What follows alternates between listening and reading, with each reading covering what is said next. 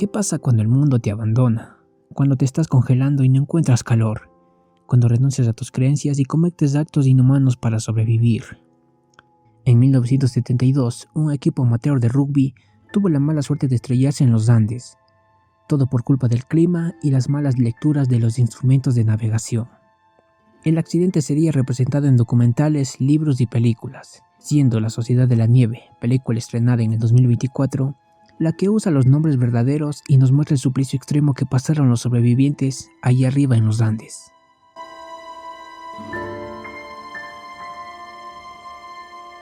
El 13 de octubre de 1972, 40 pasajeros abordarían un avión de las Fuerzas Armadas de Uruguay.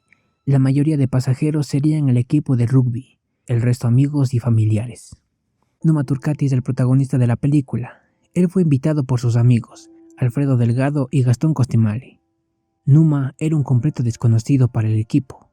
Aún así, ayudó en todo lo que pudo. Cerca de las 3:30 del mismo día, el avión empezaría el descenso, creyendo erróneamente que estaba en la ruta correcta. Las nubes dificultaban su visión y cuando se percataron que volaban tan cerca de las montañas, empezaron a subir. El piloto tenía unas 5.000 horas de vuelo y antes había volado los Andes unas 30 veces. El copiloto tenía sus 1.000 horas de vuelo, ambos veteranos de la Fuerza Aérea. La aeronave que pilotaban era apodada el Trineo de Plomo por su falta de potencia. Era una nave de 4 años y con casi 800 horas de vuelo. Podría decirse que esa falta de potencia fue la razón por la que el avión no subió a tiempo. Si bien la nariz del avión se libró del impacto con un pico de montaña, no lo hizo la cola. Los pasajeros nunca creyeron que sufrirían ese terrible accidente. Mientras el avión sobrevolaba los Andes, el equipo de rugby bromeaba con que se impactarían contra las montañas. Las turbulencias eran severas. Muchos de los pasajeros nunca abordaron un avión. Por eso desconocían la gravedad del asunto, hasta que por las ventanas vieron los Andes. Estaban volando tan cerca de las montañas y eso los asustó. Poco después sufrieron el impacto. El avión se parte en dos. 7 personas salieron disparadas, 2 tripulantes y 5 pasajeros, entre ellos Gastón, amigo de Numa. El avión se deslizaría unos 700 metros por la pendiente a la increíble velocidad de 350 km por hora. Cuando se detuvo de golpe, aplastó la cabina y arrancó los asientos de los anclajes, matando al menos a 4 personas e hiriendo a otros más. Entre los heridos graves se encontraba el copiloto Lagurara, quien les dijo que habían volado Curicó. Luego pidió su arma, pero se negaron a dársela. Esa misma noche moriría. Fernando Parrado sería otro de los heridos. Él se fracturó la cabeza y estuvo en coma casi 4 días.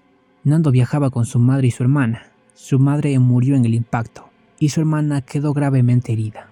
Enrique Platero tenía un trozo de metal incrustado en el abdomen. Cuando se le removió, varios centímetros de intestino fueron expuestos. Incluso así ayudó a los heridos, dejando en evidencia que sobrevivieron no de milagro, sino por su increíble fuerza de voluntad. Fernando Parrado, años después de ser rescatado, diría en una entrevista que están vivos de milagro, que en el mar y en el desierto se tiene más posibilidades de sobrevivir que en los Andes. En su momento se dijo que de 34 accidentes registrados en los Andes, nunca hubo sobrevivientes. Por eso el accidente y posterior supervivencia sería nombrado como el milagro de los Andes. Y en verdad, el hecho que haya sobrevivientes es un milagro. En un lugar donde las noches se ponen a menos 30 grados, donde no hay vida animal ni vegetal, que hayan sobrevivido 72 días, eso es un milagro, o un increíble trabajo en equipo. La supervivencia de 16 personas se dio gracias a su gran resistencia, edad y, como ellos dicen en la película, a los héroes sin capa, entre ellos el capitán del equipo de rugby y líder de los sobrevivientes, Marcelo Pérez. Si bien todos fueron fundamentales allá en los Andes, Marcelo sería quien evitó que todos se descontrolaran después del impacto. Todo el equipo respetaba a Marcelo, por eso cuando empezaron a levantarse de entre los escombros, aún en shock, fue a él a quien le preguntaron qué hacer. Él racionó la comida que se limitaba a galletas y dulces, y fue el más optimista. Estaba seguro que el rescate llegaría hasta ellos. Los vieron sobrevolar algunas veces buscándolos, pero cuando notaron que el avión no se distinguía entre la nieve, hicieron señales con maletas. Intentaron rayar el avión con labial, pero era imposible. Los días pasaban y los heridos morían. El resto estuvieron muchas veces a punto de congelarse. Roberto Canessa y Gustavo Cervino eran estudiantes de medicina. Ellos les hicieron triaje a los heridos y estabilizaron a muchos. pero en las noches cuando la temperatura bajaba, todo su esfuerzo se venía abajo. Las primeras noches eran brutales. Marcelo dijo que sacar los asientos y hacer espacio para que todos entren más cómodos ayudaría mucho para el frío. También apilar las maletas en la parte rota del fuselaje para evitar los vientos. Parecía que el frío dejó de ser un problema, pero ahora la comida escaseaba. Las raciones se terminaron. La cola del avión donde estaba el equipaje, medicina, ropa, comida, se había quedado en el pico de la montaña por el impacto. El rescate no llegaba, ya no tenían comida. Fito Strauch moldearía unas latas para derretir la nieve y conseguir agua, pero aún así sentían un vacío en el estómago. Todos tenían miedo. Si bien Marcelo seguía dando ánimos y esperanzas, la mayoría eran realistas. Sabían que morirían si no encontraban comida. Habían pasado una semana sin comer. Si bien los primeros días se alimentaron de galletas, ya se habían terminado. El hambre era insoportable. Empezaron a buscar en los alrededores algo para comer, pero no había nada, ni plantas ni animales. Tratarían de alimentarse de cordones, cigarrillos y diferentes telas que había en el avión, mas eso les hizo daño. Para este momento, Fernando Parrado, quien en el impacto se fracturó el cráneo y había entrado en coma, despertó y cuidó de su hermana, quien estaba gravemente herida. Parrado había regresado de la muerte, apenas tenía fuerzas para levantarse. Un día dijo que haría de todo para sobrevivir, que si hace falta se comería los cuerpos. Por ese comentario se lo tildó de loco, pero con el paso del tiempo esa decisión empezó a tener sentido. Muchos gritaban por el dolor en el estómago. Roberto Canessa explicó que si no ingerían comida podrían tener graves consecuencias, se les podría secar el cerebro y causar daños irreversibles. Marcelo no lo apoyó, y Numa sería quien se negaría totalmente a esa idea. Él era estudiante de Derecho y decía que eso era ilegal. En este punto la hermana de Nando Parrado murió a causa de sus heridas. El tema de la antropofagia aún se debatía. Todos eran religiosos y temían una condena eterna, pero encontraron consuelo cuando dijeron que ese acto podría denominarse como una Eucaristía. Fito Strauch, sus primos y Roberto Canessa fueron los primeros en probar la carne. Las bajas temperaturas conservaron los cuerpos y evitaron que la carne entre en descomposición. Muchos de los sobrevivientes se acercaron para alimentarse mientras que otros aguantaban y seguían mirando el cielo. Los primos Strauch se encargaron de preparar la carne para el consumo. La cortaban y dejaban expuesta al sol para que fuera más fácil de ingerir. Otros, en cambio, seguían buscando una salida y en una expedición encontraron un radio. Roy Harley, un aficionado de la electrónica, pudo repararla. Improvisó una antena y pudieron escuchar que la búsqueda había terminado. Pasaron 10 días buscándolos y no los encontraron. Volverían a buscar cuando llegue el verano con el fin de encontrar los cuerpos. El mundo los dio por muertos. En el libro Viven se describe la desesperación de todos los sobrevivientes al ver que su esperanza se perdió por completo, y cómo Gustavo Nikolic evitó la desesperación total. Coco gritó: «Buenas noticias, ya no vendrán a buscarnos». Cuando alguien lo desafió y preguntó por qué esas son buenas noticias, él respondió que eso significaba que ahora van a salir de ahí por su cuenta. Marcelo, al entender que no había salida y que estaban ahí por mucho tiempo, dijo que para seguir con vida tenían que comer. Esta vez todos comieron, excepto Numa Turcati. Él se llenó de valor y junto a Gustavo Cervino y Daniel Maspons fueron en busca de la cola. Escalaron las montañas y encontraron los cuerpos de las personas que salieron disparadas del avión el día del impacto. Les agarró la noche y sobrevivieron de milagro. Los tres se apilaron contra una roca, pero aún así la tormenta por poco los mata. A la mañana siguiente, el verlos deslizarse en una lámina de metal fue una sorpresa. Numa diría no ver nada más que montañas cuando estaban arriba. Nando le diría que al oeste, detrás de esa gran pared de hielo, se encuentran los valles verdes de Chile. Nando Parrado, después de escuchar que la búsqueda se canceló, se obsesionó con la idea de salir a caminar y buscar ayuda. Entrenaba todos los días. Eso le dio esperanzas a Numa, quien empezó a comer porque quería acompañarlo.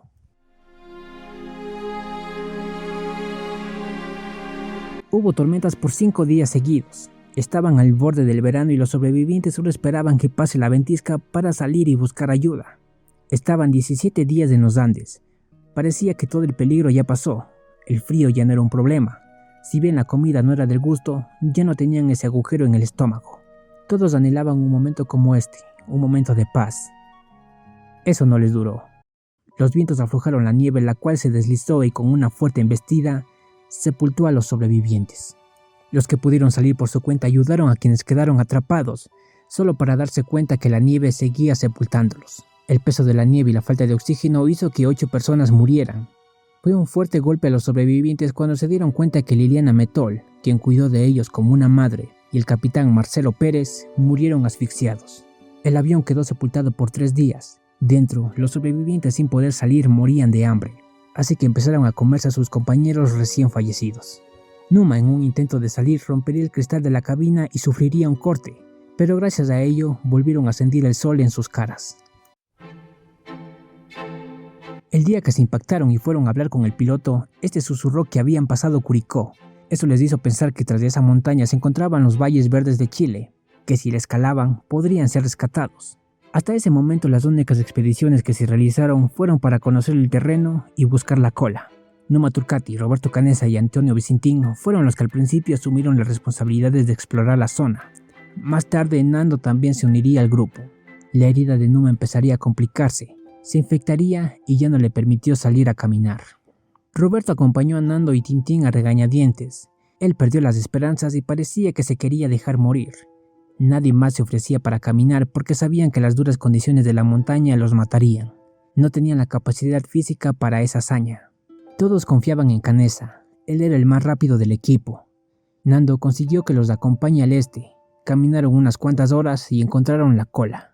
Encontraron provisiones y las anheladas baterías. Se dieron cuenta que llevar la radio hasta la cola sería la mejor opción, pues las baterías eran muy pesadas.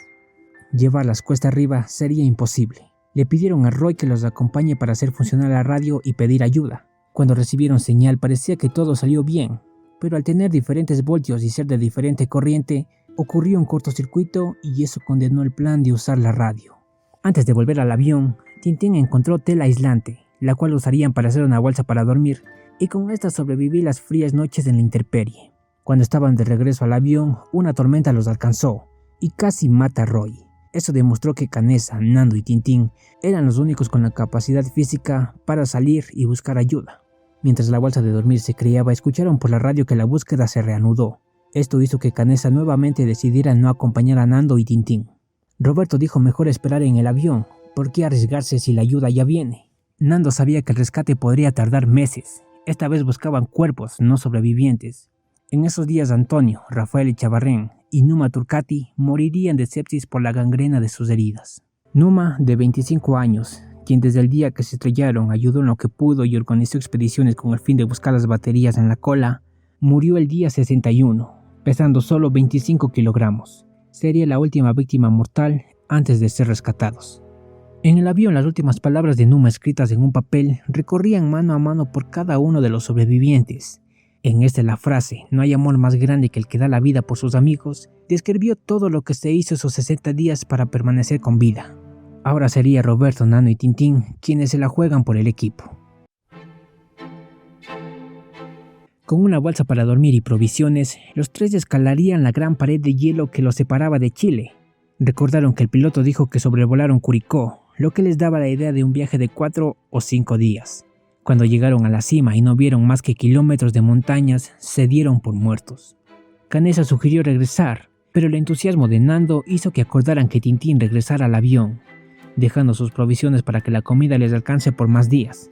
Nando y Canessa caminarían por 10 días 60 kilómetros. Poco a poco fueron divisando cómo la nieve se terminaba, cómo la vida vegetal iba apareciendo y más abajo la vida animal. Un día, mientras bebían agua, se encontraron con un arriero al otro lado del río. Este les lanzó una roca con papel y lápiz para poder comunicarse, ya que el río no dejaba escuchar. Cuando el arriero leyó el papel donde decía que son sobrevivientes del accidente aéreo, él recordó que hace tiempo el padre de Carlos Páez llegó hasta su casa y preguntó si habían oído sobre el accidente.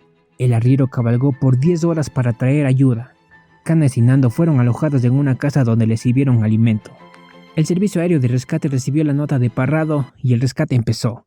En el avión, el día que Tintín bajó de la montaña, las caras de los sobrevivientes al enterarse que había kilómetros de nieve fue la misma que Roberto puso cuando se dio por muerto. Si bien Nando se entrenó por días y Canessa era el más rápido, sus compañeros no estaban seguros si resistirían el largo viaje. En el día 71, 2 meses después del accidente y 10 días después de la excursión, los sobrevivientes que aún conservaban la radio escucharon los nombres de Nando Parrado y Roberto Canessa. Esto los alegró, se alistaron y limpiaron lo mejor que pudieron. pero no querían emocionarse de más. Ya antes, cuando parecía que todo saldría bien, siempre hubo una traba que no les permitía abandonar las montañas. Esta vez solo esperaron. A lo lejos se escuchó un ruido familiar, algo que escucharon muchas veces cuando creían ser rescatados. Esta vez lo escuchaban más cerca y cuando los vieron no lo podían creer. Al fin fueron rescatados. La emoción de los sobrevivientes quedaría en video para la prosperidad. Esa es la reacción de una persona librándose de la muerte.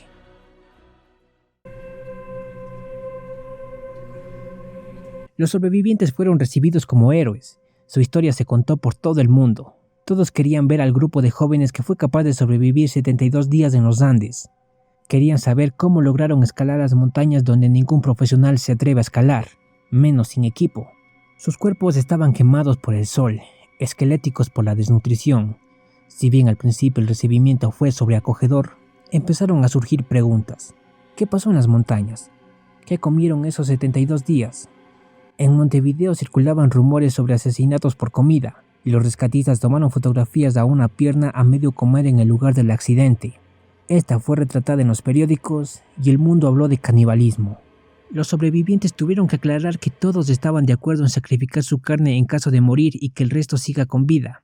La gente estaba en contra del accionar de los jóvenes, pero al pasar de los días el clamor disminuyó y las familias de los que no regresaron fueron más comprensivas al escuchar que todos estuvieron de acuerdo con la antropofagia. Cuando los socorristas fueron a dar santa sepultura a los restos allá en el avión, se dieron cuenta que en verdad respetaron la decisión de usar la carne solo de quienes dieron su consentimiento. 13 cuerpos estaban intactos y otros 15 eran solo esqueleto.